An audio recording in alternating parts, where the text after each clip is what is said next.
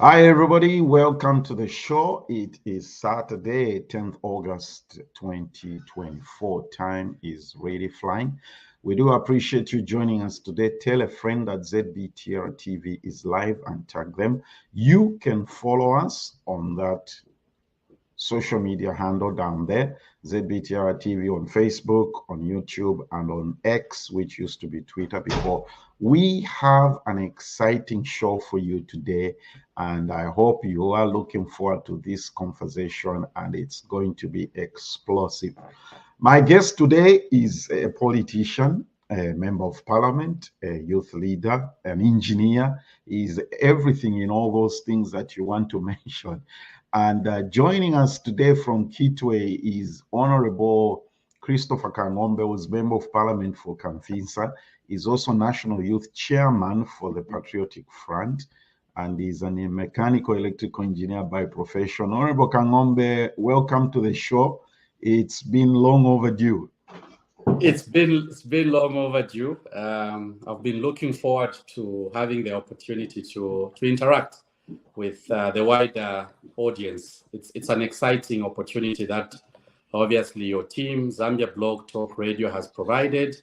You should invite me more often, and I'll always create time. Yeah, we need to do that. I like it that we're beginning this way. We have a lot to talk about. Yes. Energy crisis. Our theme is the governance challenge in the nation right now, Honorable Kang'Ombe. The livelihood of the nation, of the citizens, is not good. We're going to talk about governance issues. We're going to talk about energy crisis and unemployment. But first of all, before we get into those issues, there's some very interesting information I discovered about you. I don't know how many people know this. Talk to me. Yeah. I mean, you became a counselor whilst you were a student at CBU. Yes, I was in my third year. I was doing my engineering studies in third year, and my third year coincided with the general elections. We had the 2006 general elections in Zambia. So it so happened that I had served 3 years in the Students' Union. Yes. So by the third year at campus, I was president for the students. Now, it so happened that the February in that particular year, we had traveled to State House to meet the late president, Dr. Levi Patrick Mwanawasa. Okay. So we presented issues affecting students. We were very excited. We were meeting the Republican president, and he gave us responses to almost all the challenges we faced, though we didn't conclude. But during that conversation at State House, the president then, the late president, says, no, I was actually in the Students' Union at UNZA.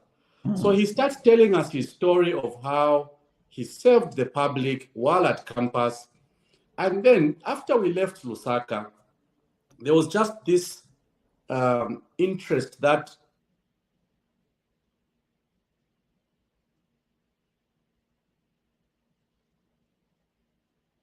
Okay. Yeah, he did had warn been me. building in me leadership. Mm. Yeah, so it so happened that I decided that I was going to contest. So I was a student and I got elected as a councillor, and I stood as an independent candidate that time. Oh, really? Yes. So third year. I was 21 years old at that time. So how did you balance, because engineering is 5 years, right? You had 2 more In years 5 of years. school. I had 2 more years. So how did you balance being a counselor and a student? So committee meetings at the council, because being a councillor means going to the council. Yes. So I was not councillor for CBU only. I was councillor for Riverside residential area. So the Copper Belt University is in Riverside. Okay. So now it meant I needed to have community meetings over the weekend, engage the residents, and then during the week, in the morning or afternoon, especially afternoon, I would miss classes because my council meetings were in the afternoon. So what used to happen is I had a classmate by the name of Rudolph Kashinga. Yes. So Rudolph is now a lecturer at CBU, very brilliant guy. So his role or his help to me was, when you knock off, you come to my room, I go through explaining what the lecturers explained, and I give you the notes you go and read. Okay. So I basically balanced, because I had a colleague who was able to help me push with schoolwork. He now has a doctorate in engineering. Very brilliant guy. I owe him a lot. Yeah. So therefore, your friend was, he was, what can we say, a natural lecturer or teacher, right? Since exactly. he was navigating that. Yeah. Okay, now let's get into the issues. I just wanted the audience to learn that little background about you. That thank you. You can tell that you are a fighter from the word go and from the beginning. Honorable Kang'Ombe, load shedding has been with us since, I believe, the MMD. In your opinion, how has the UPND government handled this load shedding crisis? Have they handled it any different from the previous administrations? Well, very quickly, there's a short background I thought those that are tuned in needed to appreciate. The short background is that Zambia has been having challenges of electricity in terms of how much power is available for consumers. So now we have 3 categories or 2 categories of consumers. You have the domestic consumers, people like in my home right now. I'm a domestic consumer because I need power for home. And then there are consumers from the mining sector, because you are aware that Zambia largely depends on mining. So if mining is doing well, the Zambian economy is doing well. So now, because of new mines opening up, okay, it means that all these mines need megawatts. They need huge energy. Yes. Okay. The population of Zambia also increasing from around 10 million 15 years ago to around 17 million, which is almost like in 10 years our population has doubled, which is a very high growth rate, if you ask me. It's now 19, actually. Now 19, yes. So if you look at the numbers, the mining sector demanding power, and the consumers like myself, new homes being added, asking for power. Definitely we need to generate more, okay? Yes. So now there are projects that the Patriotic Front started because the PF was alive to these new demands, okay? And in 2020, a study was done by the Ministry of Energy because they wanted to establish how much power do we need to support mining, how much power do we need to support agriculture, and how much power do we need to support residential consumers. So the numbers were done and projects began demanding money. So these are some of the loans you hear when our colleagues talk about loans. These are some of the loans that were gotten to support the energy sector. So you've asked me a question, have they handled the energy crisis well? I think number one, they did not look at the report that was indicating that Zambia needed so many megawatts to support.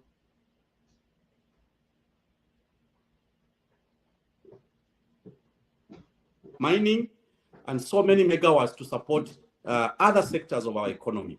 And obviously, we saw the new government entering into export agreements. So we had over 600 megawatts exported, which obviously now, which 600 megawatts is a lot because our deficit is 750. So the Zambian government after 2021 exported almost 600 megawatts. Now they've had challenges to pull that 600 megawatts back into the grid because some of the agreements did not provide for those provisions. And I think there are negotiations going on right now to find a way to get back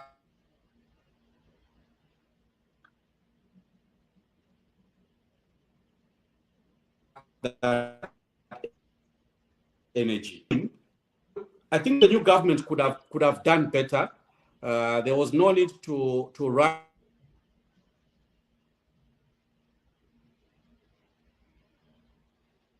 600 megawatts, and obviously there was no need that would have generated more electricity. So yes, I think they could have done better. So how are they going to regain that 600 megawatts deficit that you have mentioned? What is the solution? And it looks like, Honorable Kang'Ombe, we have not harnessed the other sources of energy other than hydro. How do they intend to do that? Well, we remember the time in Southern Province, we've got what is called the Mamba Collieries. Yes. So in Mamba, the project, the core plant is only able to give you 300 megawatts.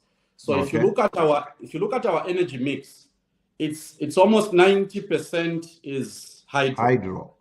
So the remaining 12 to 10%, this is where you have coal-powered plants. This is where you have a few small solar plants that really are not big enough. So I don't think we've done enough collectively. Last 15 years, we didn't diversify our energy mix adequately. So you asked me a question, how are they going to pull back almost 600 megawatts into the grid? So far, they've been negotiating on getting about half of that into the grid. I think they are concluding. I don't know what penalties we'll pay to those who are paying us dollars for that power. So only half has been put back. When I asked the Minister of Energy in Parliament, he told me the remaining energy which has been exported is 281 megawatts. So half has already been put back, and I think they have a challenge with the remaining half.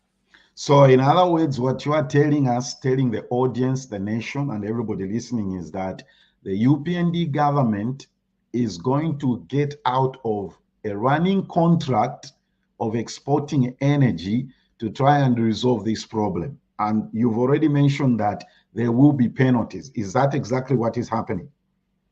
Any contract has you can't just pull out of a commercial contract. Of course. Because if Namibia is getting power from ZESCO, if South Africa and Congo are getting power, obviously you can't just say tomorrow we'll stop supplying you with power. It's a commercial contract. So there must be clauses that prevent either party to just pull out. And obviously that is where we have half of the 600. Unfortunately, it's still being exported. Okay. Isn't to some degree the problems we are facing today a lack of planning and foresight? Because obviously we have experts in the country. What used to be CSO, understand now it's Zambia Statistics Agency, right? Yeah, exactly. Yeah, I'm sure the Zambia Statistics Agency over the years, Honorable Kang'Ombe, has provided data to the presidents, all the 7 presidents, has provided data to all the presidents to say the population, the 3 areas you indicated of electricity consumption is mainly mining and then of course domestic. Yeah, that's better. Thank you for doing that. The light is better now. Yeah. So hasn't this just been a lack of planning and foresight? Because you live in Kitwe. I was looking Yes. at the statistics and the population. The population of Kitwe is now bigger than Ndola. I'm sure you know that. In terms of population size, yes. Isn't that just lack of planning on our leadership part, on the government, over the years? Well, I'll give you a very practical example. The best engineers are in ZESCO. The best economists are in the Ministry of Finance. These are colleagues who I believe are well trained. They've dealt with these problems over year in, year out. And that is why, if you look at the initial excuse for the energy sector, was that tariffs in Zambia are not cost reflective. So there was no one who was willing to push in millions of dollars into the energy sector, because they were worried that people who are consuming the electricity were not paying a good price. So what did the PF government do? So the PF government, working with the Africa Development Bank, decided to do what is called a cost-reflective study. So now the cost-reflective study was done and completed around 2020 to determine what would be a good rate for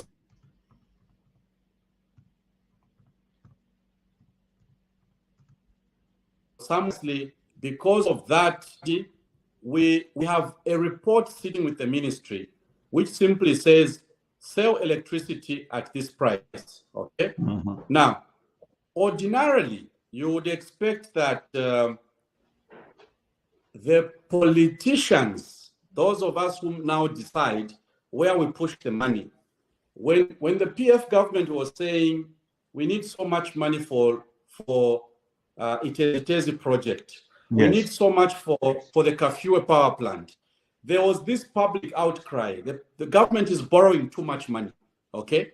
Now, these are decisions you have to make if you want your country to move in a certain direction.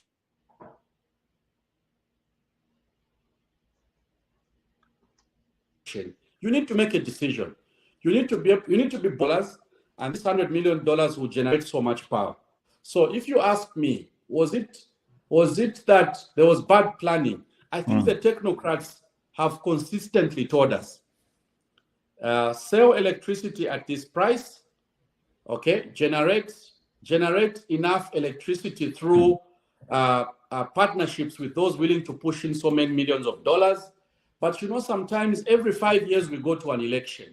Yeah. So everyone is worried. If we borrow too much, the opposition will say you are over borrowing. And that's what happened. But if you ask me, Zambia was ready to move into the direction of generating enough electricity. Lastly, on the issue of the energy challenges, you remember that the Russian government offered to capacitate Zambia in the area of nuclear energy. Okay. So, and it was for educational purposes, it was for medicinal purposes, it was for energy purposes. But as you are aware, that project immediately PF lost has been abandoned.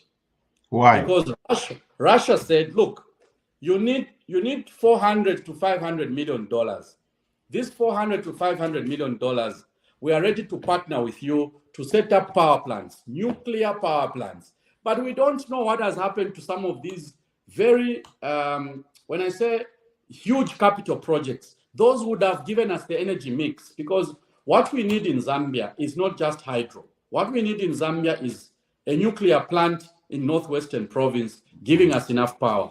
What we need is a huge solar farms in another part of Zambia. Sinjembela in Western Province has got the best sun in Zambia. We can put up a power plant in Sinjembela constituency, which is in Kang'Ombe.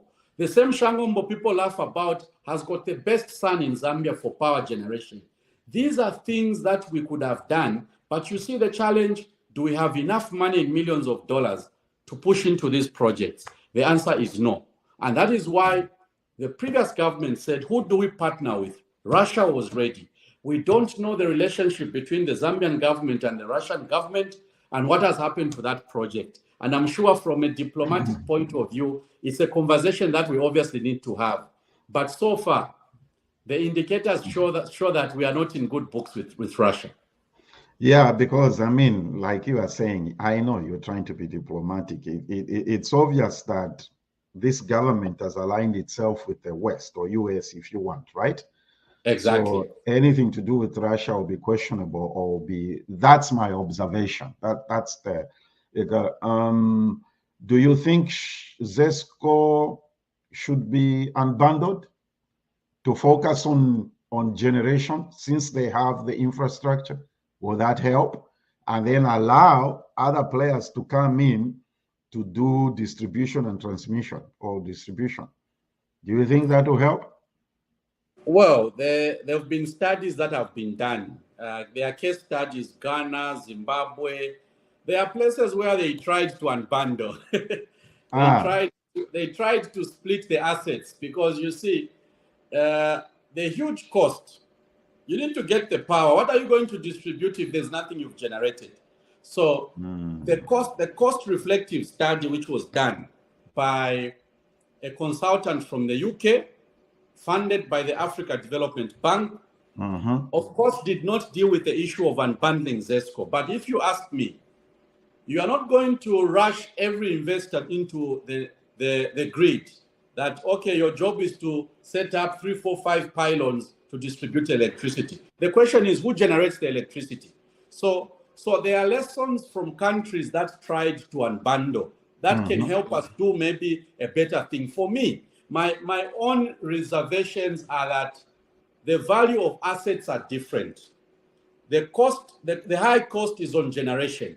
yes. The huge cost is for you to produce the power, because there's a company on the Copper Belt called Copper Belt Energy. Their Yes. job is to transmit power, because they used to be a division of ZCCM in the old days until Yeah. it was privatized. Are you CPC. aware that, yes, CEC is a very profitable organization? Their shares on the Lusaka Stock Exchange are doing very well, but you see, they don't carry the cost of generation, No.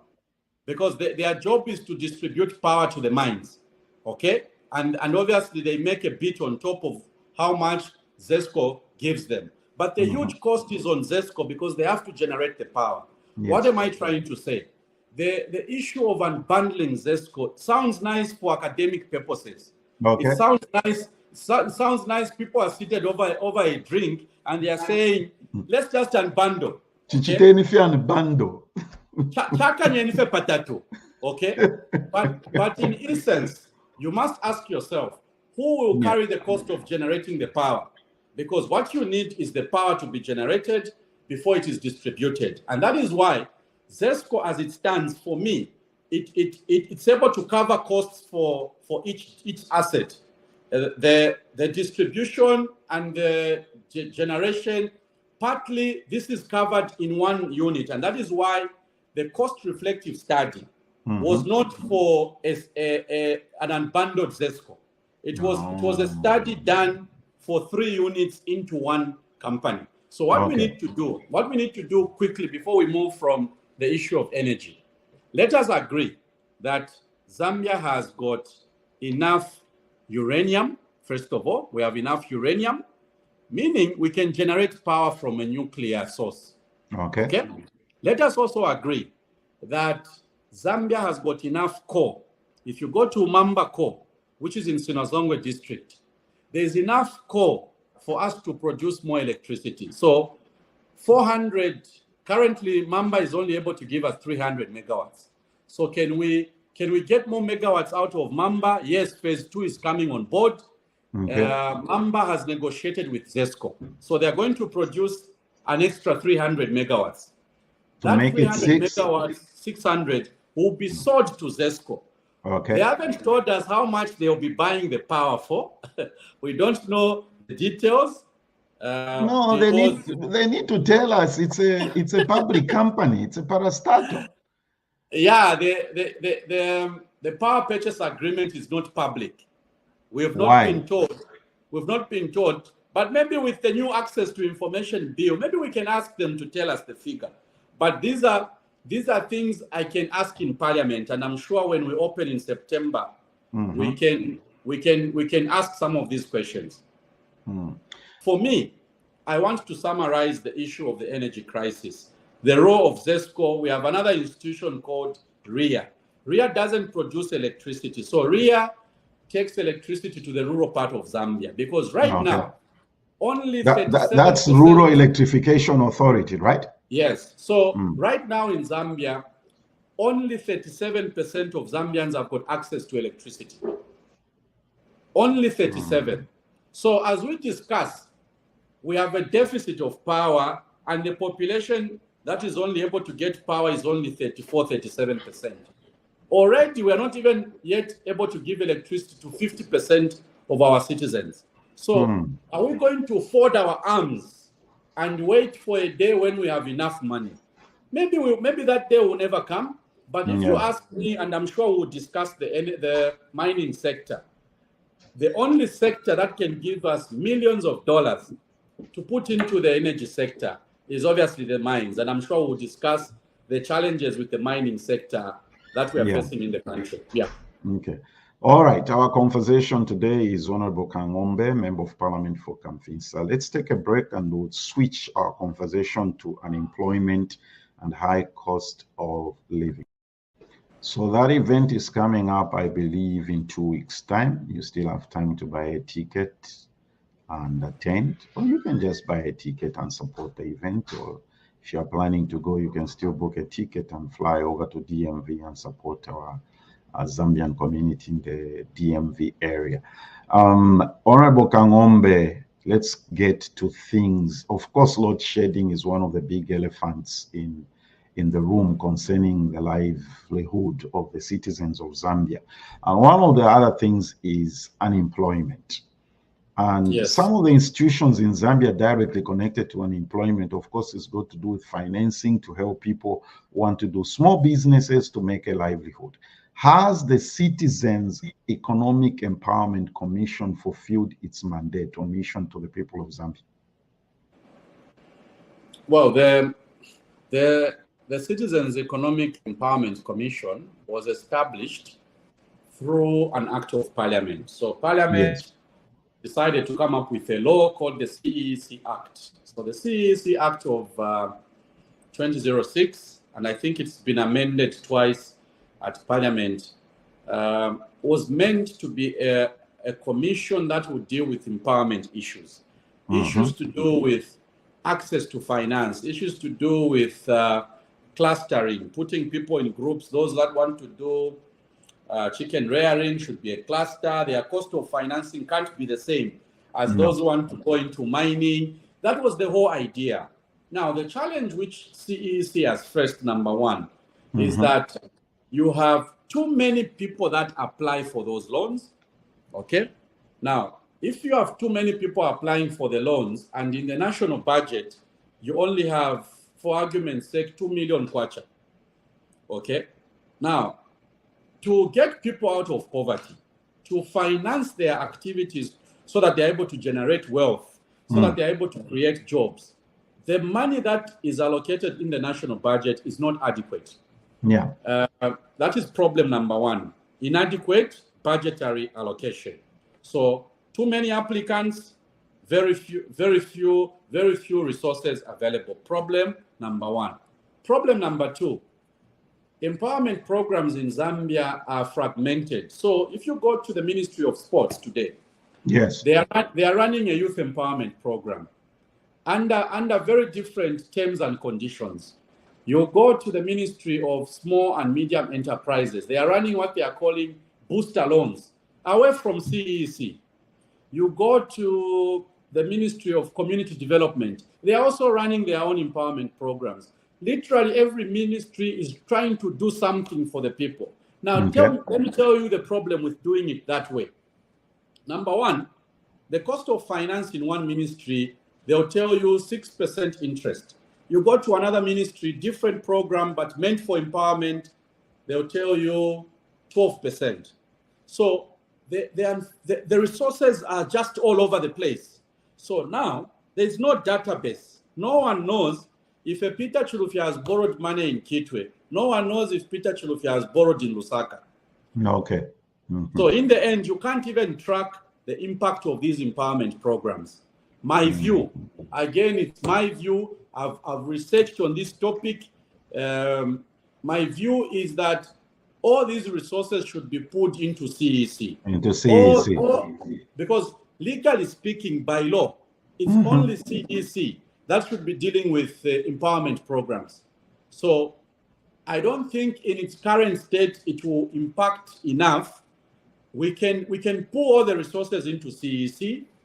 Then secondly, we can also have district officers to deal with empowerment programs, because Zambia has got 150 constituencies. Yes. Out of 150 constituencies, probably which are in 116 districts, maybe we only have 20 officers for CEC, if not less than 20. So can CEC perform wonders with inadequate money and inadequate officers and inadequate transport? The answer is no. What we need to do is not to abandon CEC. Okay. Let's simply give CEC enough resources. Exactly. Sorry to interrupt you. I was about to say, if we can increase CDF just like that, why can't we do it for CEC? And actually, under CDF, there's a component for empowerment. Another area of empowerment in CDF. And do you know what is happening to that money? People form a cooperative on Monday because they hear that there's CDF empowerment funds, okay?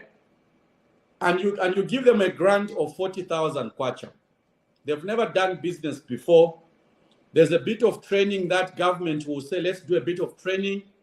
But because of the poverty levels, that 40,000, immediately it hits into the account of the cooperative.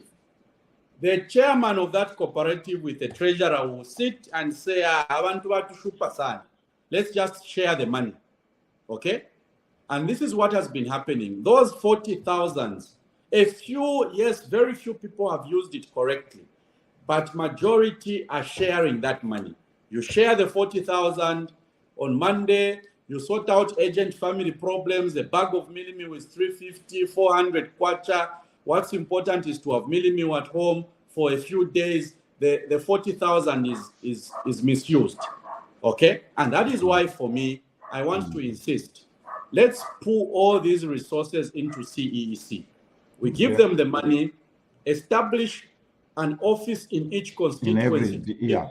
Every constituency to deal with empowerment. Let those provide the training. Apart from providing the training, let them be the ones to monitor how the funds are utilized. Let's pull away the politicians, because if people see Christopher Kang'Ombe officiating at the handover of loans, are they going to pay back that money? Chances are that they will not pay back.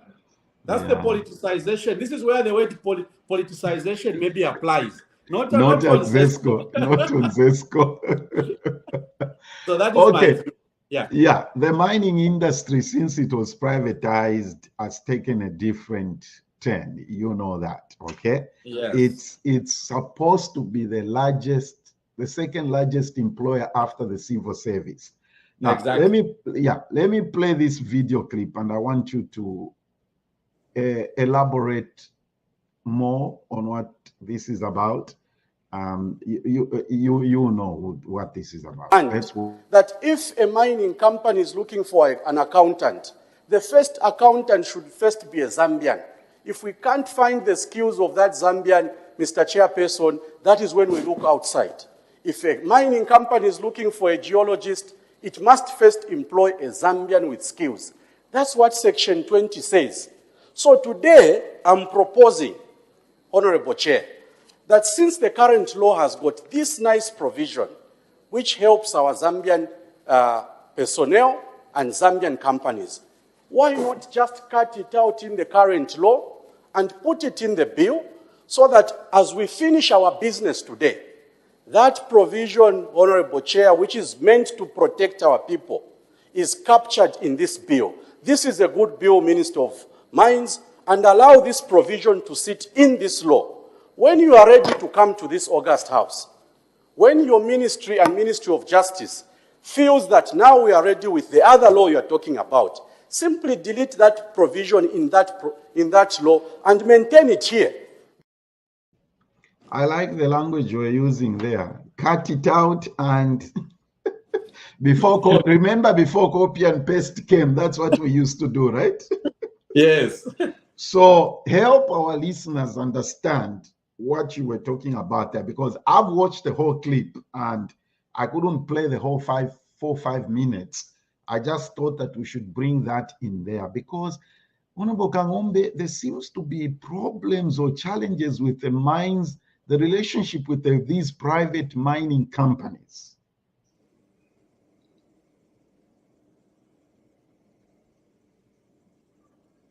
What is happening? Have you played the clip? Yes. Did you see it? No, I didn't see it. I can't see it. Which one? Is it the one in Parliament? Yes, the one in Parliament where you're talking about the 20B. Is it 20B? Oh, section 20. Yeah, section 20. Mm-hmm. Okay, so very quickly, because I know the clip, that was my short debate. Yes. So what happened is that in Zambia, we've got a law called the Mines and Minerals Development Act. Yes. Now, this is an old law, I think 2006 law, which has been amended 3 times. They've amended it in 2008, 2015 it was amended, and 2022. 3 times the law has been amended. So now the new government, they come into power, then they decide, no, we don't want this law. We want to come up with a commission. We need a regulator. We need a team that will be regulating mining in Zambia. Instead of having the Ministry of Mines or running the mining sector in Zambia, let's come up with a new law. So the clip you've just shared was my debate in Parliament 2 weeks ago. So government came with a bill, because you are aware that before a law becomes a law, it is first a bill. Yes. So they have a bill they are calling the Minerals Regulation Commission Bill. So now, when I was reading the bill, and I was reading the current law, which is the Mines and Minerals Development Act, the current law, I noticed that there's a provision in the law which they are proposing, which has been omitted from the old law. Okay? In essence, the current law has got a section called Section 20. So Section 20 talks about mining companies giving business to local contractors. Section 20 talks about mining companies employing Zambian engineers before they look to a foreign person to work in the mines. Yes. So now when I was reading the bill, I noticed that Section 20 is missing. Okay? So my debate was basically arguing that, look, can we put back Section 20? Because Section 20 is what will create Zambian millionaires. Section 20 is what will give a share of the business in the mines to the local people. Section 20 is what will give the mining companies a demand to employ a Zambian engineer before we employ a foreign engineer. That was my debate. Unfortunately, the members of parliament who gathered that day were able to buy into my idea. And because of the overwhelming debate on the matter, government decided to defer the bill, okay? Because there's been pressure all over. People have been saying, why do you want to remove the provision in the law which can actually support your own people? Because we're discussing unemployment, we're discussing local solutions. When will the Zambian companies build capacity to be able to operate in different sectors of our economy if we deleted Section 20? So in short, the debate was adequately done by different MPs. They agreed with my amendments, and they've said, look, let's defer this debate until Section 20 is provided for in the new law. And we are reopening Parliament in September. I'm confident that Section 20 will be there. I think it was victory on behalf of the people. Excellent. I believe so too, because I mean, when I listened to your debate and I read a little bit further on the Minerals Mines and Mineral Act Section 20 that you talked about, I was saying to myself, this doesn't make sense. It doesn't make sense. Removing it doesn't make sense. No, it doesn't make sense. Now, I want you to speak to the relationship between the government and the mining companies. I don't want us to go into a lot of things, the vendetta thing and all those things. But I need 1 hour to explain vendetta. I know. That's why I'm pointing it out clearly that we don't want to go that route.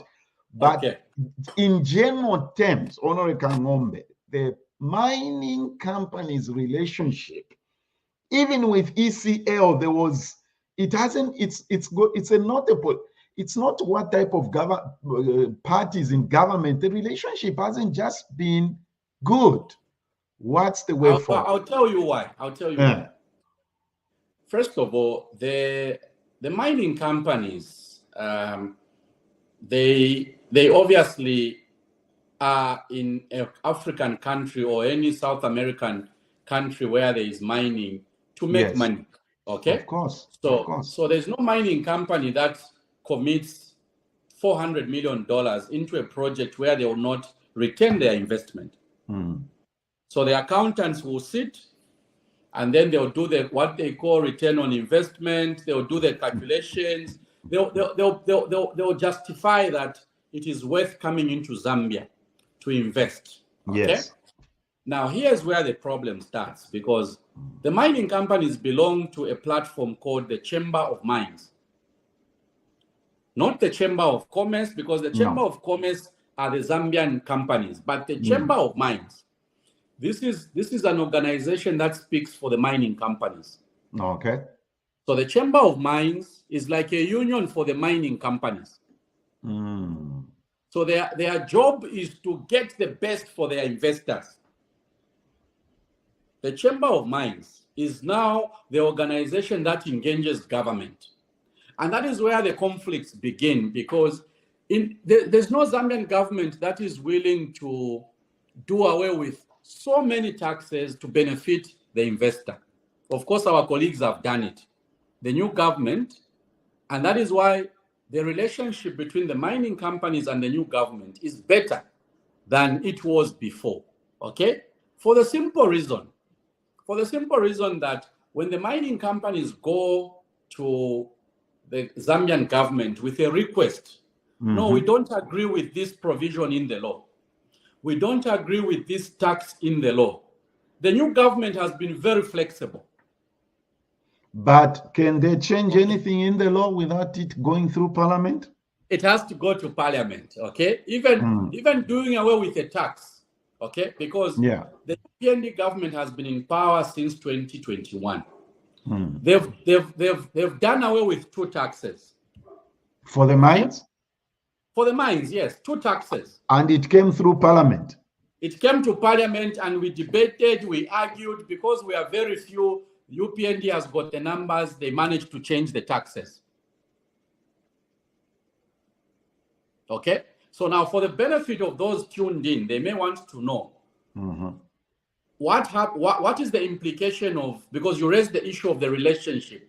Why is the relationship between governments and the mining companies not always cordial? For the previous government, the reason why some mining companies were not happy with the previous government was that, number one, if you go to FQM, there's a problem with the taxes they were owing. FQM was not willing to pay the Zambian government the correct taxes. So they were sued. So FQM was sued by ZCCM IH. The matter was in court. That matter, the new government comes into power, they withdraw the case, they negotiated, and these are some of the things that have led to us losing income, because this is the same income that we should have been pushing in the energy sector. This is the same income. Sorry to interrupt you. That's the reason I'm raising the issue. It's all related to this, unemployment. Because if the government is not able to cushion certain things, by the way, those watching, I know this is political. There's what you call fact check. You can fact check and see whether what we're saying is whatever, because I don't want you to think we are being, it's not just about being political. The purpose of this conversation is to examine Why do we have high cost of living in the country, high unemployment, and all these things that we have? It's a combination of factors. It's related. They are all related, Honorable Kang'Ombe. You can't talk about the other one without speaking of the other one. That's why I've brought the issue of the mining companies' relationship with the government of the day. My statement is the mines in Zambia are known and are supposed to be the second highest employer after the government. So if the relationship between the two is not good, I know that Section 20B it also takes us back to that to say these companies can do whatever they want. Even if there are so many accountants who are not employed in Zambia, they'll still bring somebody from abroad. Exactly. That's the argument I'm trying to put across. Yeah, so to summarize it for our viewers, for those that are tuned in. So the new government comes in 2021. They bring two amendments to the law, one after the other. The first one is obviously the issue of using mineral royalty tax as a cost. So the Zambian government has lost 4.3 billion kwacha, okay? Because mineral royalty has not been abolished, except now the mine owners are saying, allow us to use it as an expense for tax purposes, meaning the tax they are paying is less, because now they are treating mineral royalty as a tax, as an expense. Previously, it was not treated as an expense, meaning any mining company operating in Zambia would first of all have to pay mineral royalty tax, and then they also have to pay tax on profit, meaning they were paying these two things at the same time, which was revenue for the Zambian government. Now the new government comes in and it says, no, the mining companies are complaining that we are taxing them twice, okay? And because of that, we are abolishing one component. So they came to parliament, changed the law. We voted because we are very few. That amendment went through. Next thing, they came to calculate, how do you calculate mineral royalty tax? Let's come up with an incremental formula. They came up with a formula which changed the revenue. We lost revenue as a Zambian government. Now, the relationship between the mining companies, are you aware that we are only able to produce 680,000 metric tons of copper? It is the lowest in 14 years, despite mining companies getting incentives, because they've been arguing, give us incentives, we'll produce more copper. Give us incentives, we'll produce more copper. 14 years, in the last 14 years, we've produced the lowest copper in 14 years, despite these incentives. There have been arguments that no, Mopani wasn't running at full operation, KCM was closed, so we couldn't produce enough copper. But even when KCM was running, even when Mopani was running, we never managed to get 1 million tons of copper. So there's something we need to do, more exploration, open more mines, but also let's have the Zambian government having a bigger stake in the mining sector. Exactly. Now, there's something I want you also to address. You are a Copperbelt resident. Yes. And there's been the issue of the Black Mountain over the years. Now, something else has come up. I don't know if you are able to see this. Let me play a video clip here. I don't know if you're able to see this.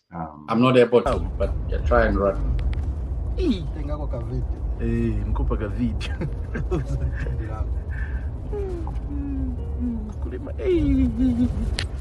Kulima camp, oh no God.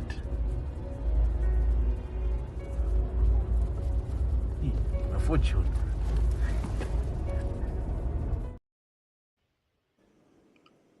You say you're not able to see that. No. I played a video clip of Zambian citizens in the Kasempa gold fields. Yeah, yes. That one. Okay. You know, it's going I know right. the issue. My question, Honorable Kang'Ombe, I mentioned the Black Mountain thing, which is basically an initiative from the citizens to try to get value out of the stone. Yes. Now, the Kasempa thing is, I'm even trying to put my thoughts together without coming out in a certain way without being misunderstood. Okay, first of all, why hasn't the government taken control over that place. Now, when I say take control, I mean create some order where there is a situation where the citizens can do business. You see where I'm coming from? I'm trying to reason within myself to say, why not create some order? Let me put it in a very simple way. Okay, create utuma plots, iwe plot yoveni, wakulachita maini hapa. You are laughing. I'm trying to make it in the simplest possible way. Okay, iwe wakulachita maini hapa, iwe wakulachita maini hapa. You see what I'm trying to say? Why can't we get to that place? We are talking about unemployment. Let's help the people. They are trying to earn a living.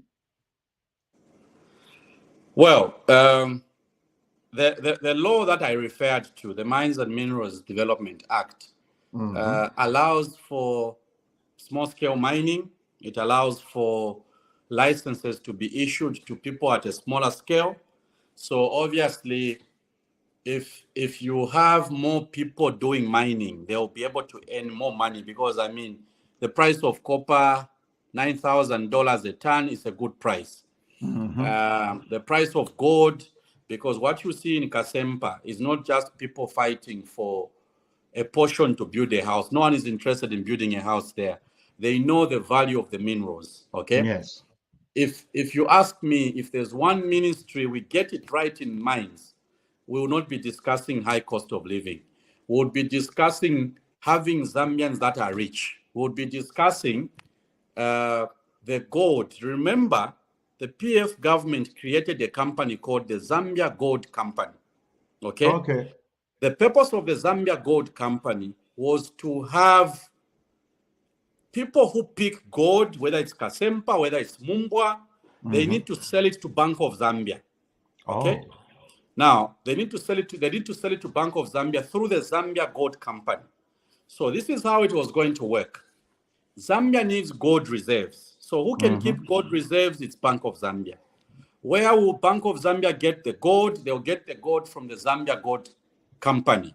Where will the Zambia Gold Company get the gold from? From all these people who are picking gold. To those that in their backyard, they are farming, they find there's gold. Those should be allowed to sell their gold at a fixed price, a price that is commercial, so that we create a value chain. Small-scale miners pick up gold. Zambia Gold Company cleans it up, sells it to Bank of Zambia. The gold remains where? It remains in Zambia. Have we created value? Yes, we've created value. Unfortunately, the Gold Company project, as much as the company is still in existence, currently, the new government is not using it for anything. It's not buying any gold. It's not selling any gold to Bank of Zambia. So the value chain has been disturbed. So and this is why. What's happening to those people when they get that gold? Where do they take it?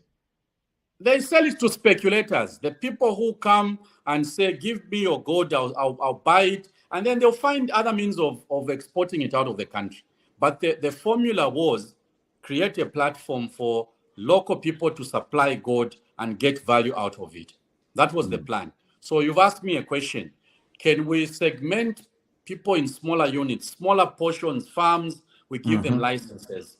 I think that we already know where the minerals are. We already know a mineral called sugilite. What we need to do is go there, sit down with the traditional leadership and agree. Okay, portion A is how many hectares? It's 100 hectares. How many people are going to mine from here? It is these.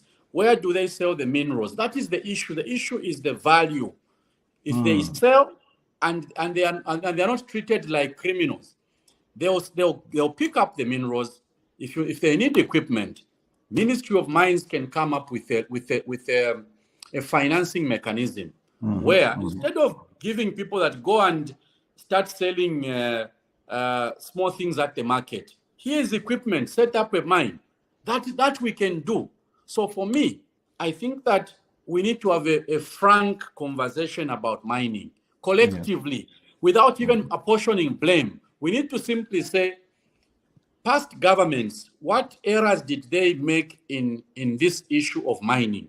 Exactly. What is the new government also doing to fail to correct the problem? Because the problem has to be corrected. It How do has we to correct? be. How do we correct it? Let's structure small-scale mining in such a way that we don't treat people as criminals. If a foreign company will be given a mining license, that license should be in partnership with a local company. Exactly. Who should be in that local company? Let's get the local people, like in Kasempa. Those people were chased because they have no license. The one who has a license went to court and simply said, my mine has been overrun. How is it your mine when the locals don't have a stake? Those are the problems that we need to correct. Yeah, exactly the point, because it wasn't a pretty sight to see people. I understand the issues of the law, but you go in there and tear gas people who are simply trying to, you know what I'm trying to say? I know And what you're saying. yeah, it wasn't a pretty sight to tear gas people who are just trying to make or earn a living when we haven't structured these things. Honorable Kang'Ombe, my goodness, thank you for your time. I have learned so much. I didn't even know there was Zambia Gold Company. No, there is Zambia Gold Company. It's still a company at the moment. It's still Okay. a Zambian company. We are not just pushing in any gold into the mine, into the company. So the value chain has been disturbed. All right. So final question on a lighter note here. Christopher Kang'Ombe for president 2020 what? Very soon. I don't know if it's 2031, but the plan is there. I need to clarify this point. Yeah. I don't know why people are scared of discussing the issue of presidency. Okay? Because Only in Zambia. Because you see, if Zambia elects presidents every 5 years, Yes. it simply means those of us who are interested should tell people at some point I'll also be on the ballot. Okay. That time will come. I look forward to that. Let me know. I'll be part of the campaign team. Thanks a lot. Thanks a lot. I'm looking forward to that. Well, ladies and gentlemen, that was our show for today. Honorable Kang'Ombe, Member of Parliament for Kamfinsa constituency and PF National Youth Chairman. Thank you so much. I can see you coming here 15 more times. We didn't even discuss the state of the party, PF, our challenges, how we are navigating, but we'll find a day. We'll find a day to, we need to, you see, you've raised that subject. I want to know what's going to happen to those people who paid the nomination fees for president. That has just gone. You see what I'm trying to say? There's a lot to talk about. I didn't pay. I was no, you didn't pay, but I didn't pay because I also wanted to contest the presidents of PF. But then I just used I consulted. I saw the dynamics. It's a topic for another day. Yeah, I'm not very happy because of my candidate Monday. I want, I'm now disclosing things I'm not supposed to be saying. Yes. Honorable Kang'Ombe, thank you so much, and looking forward to having you on again. Okay, thanks a lot. All right, everybody, that was our show for today. We were speaking to Honorable Kang'Ombe. We've discussed a lot of issues. I hope you enjoyed this conversation as much as I did. I think he has what it takes to be president of Zambia. That's just my opinion. We'll see you next week, and have a great... Blog Talk Radio.